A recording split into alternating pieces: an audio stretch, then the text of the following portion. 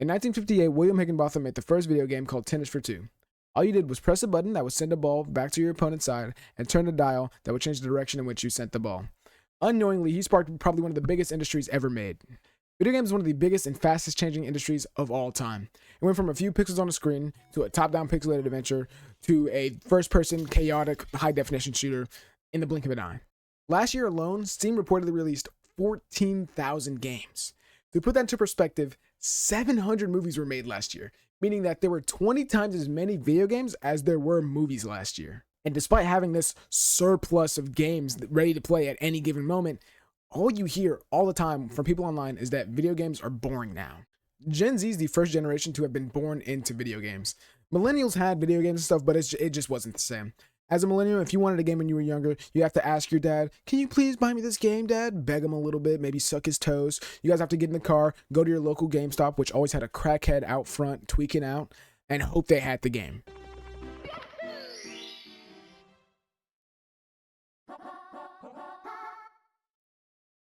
Let's go. Stop fucking. What did I do? I'm over here, Patterson. Patterson, I swear. Fucking right. Hold on. Compare that to what Gen Z had or what Gen Alpha has. All you have to do right now is press a few buttons and then boom, you have whatever game you want. To play some of the biggest games, you don't even need to pay money. You can play them for free. Right now, if I wanted to, I could go and buy Half-Life 2, which is the same age as me, which is insane. I bring that up to point out the fact that right now, you could play whatever game you want, but you still end up going back to the same 2 or 3 games every day. It's a fact that when presented with a surplus of options, our brain tweaks out and chooses the same 3 things that we're comfortable with. Like, how many times have you been in a Taco Bell looking at the menu and looking at all the... How many items are on a Taco Bell menu?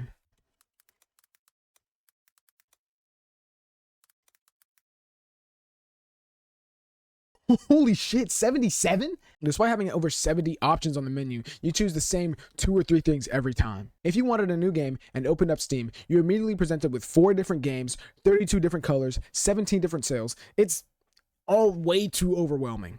Every time I go to look for a new game, I scroll for 20 seconds, get tired, close it, and open Overwatch for the 3rd time that day. And since I hate Overwatch and it's not fun anymore, it creates an illusion of gaming overall being terrible. We put ourselves in these imaginary boxes playing the same 3 games every day that we hate, despite there being thousands of games literally at our fingertips, because every time we go to look for a new game, we get overwhelmed immediately, or the idea of starting over, not knowing what to do in a new game stresses us out. So when you stand back and you look, it looks like you have thousands of games that you can play and just none of them are fun, when in actuality, you refuse to play any game that you don't already have 700 hours in. The only thing that can save us from that feeling and from that happening is when new games are being released, because there's a lot of hype that's built around those games, and then the fear of missing out causes us to want to try those games. The only thing is, corporations fumble the bag every time because they release the game when it would make them the most amount of money rather than when it would be the most amount of fun. There's a lot of examples of this happening, like Fallout 76 or Skull Island Rise of Kong. As fun as it is exciting. Shit you not, this is the actual fucking gameplay. As you will. But one really big example that I want to bring up is Redfall. Redfall was supposed to be an open world co-op or single player FPS focused on killing vampires, trapping you on an island. The initial hype for the game was huge because it was made by the developers who made Prey and For Honor. I was even caught in the hype. I was sending TikToks to my friends about the game because I wanted to play it when it released. But I'm glad that I waited for the reviews to come out, because like within a week of it being released, I saw an ungodly amount of videos talking about how the game is so buggy that it's unplayable, or how there just isn't enough content in the game for the price. Because of that, the game flopped despite it having a large following before it was even released. Game developers are so worried about releasing games that they don't care if it's finished as long as it's playable, as long as it gets them money. And just so you know, the game is now deemed playable a year after its release due to a few members of the development team sticking with it just because. The final update went out 2 months ago. The only other game releases that we get are when companies decide to reskin games that already exist. Kind of like when EA releases a new Madden every year, despite the only thing changing is the shoelace texture and the fact that you're $70 poorer. But sometimes it's not intentional, and a game studio thinks they can reinvent the wheel to take down the titan of a niche that already exists. If you think about it, how many 5v5 hero shooters have you heard of this year alone? One of them is called Concord, which looks like a soulless shell of a game that looks like it's trying really hard to have a personality. Marvel Rivals is fun, but it has Overwatch as an opponent and struggles with the same things Overwatch 1 struggled with. It has an ungodly amount of visual clutter and a ton of CC. And Star Wars Hunters is a mobile game.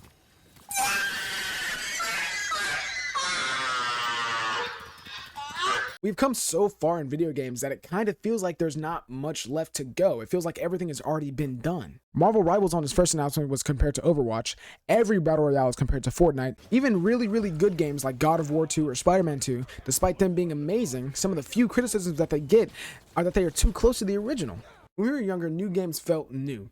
When a game released, even if it wasn't the first in its genre, sometimes they would put such a nice twist on it that it would feel fresh. Now that we're older and all the good twists have been used up, we look to the past with rose-tinted glasses. Because when you think about it, recently, what game has released that has felt entirely fresh, entirely new to you? Besides Baldur's Gate 3. Thank you so much, Baldur's Gate 3, for being exactly what you are. So the question is, are video games boring now? Yeah, kinda. I feel as though it's partly our fault. We're the first generation to have been born with such complex and deep video games that, obviously, if we're playing them since we're 5 years old, we're going to be desensitized to it. It's going to be not as engaging. But on the flip side of that, video game corporations refuse to try anything new, instead trying to reinvent the wheel to take down the tight-knit industry that has been there for years. Or if they do have something new, or at least something that we haven't seen in a while, they fumble the bag by releasing the game in buggy, unfinished states so they can make the most amount of money possible. The minute we treat video games like Baldur's Gate 3 or Elden Ring as the bare minimum quality-wise is when we will see less yearly releases and less DLC or constant updates adding stuff to the game that should have been there from the beginning, making gaming overall a less saturated market and higher quality and more entertaining to us. Thanks for watching. Sorry my hair looks insane. If you liked the video, please, I'm begging you to subscribe. It helps me out a ton.